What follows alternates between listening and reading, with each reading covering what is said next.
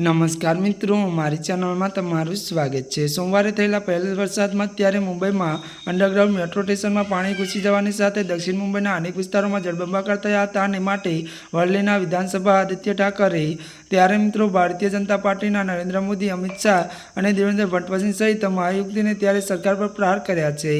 त्यारे बात करिए तो त्यारे बीजेपीना वरिष्ठ नेता अने संसद सभ्य त्यारे नारायण हराणे गईकाले प्रेस कॉन्फ्रेंस में आदित्य त्यारे मित्रों ठाकरे त्यारे मित्रों आटामां लीधा हता।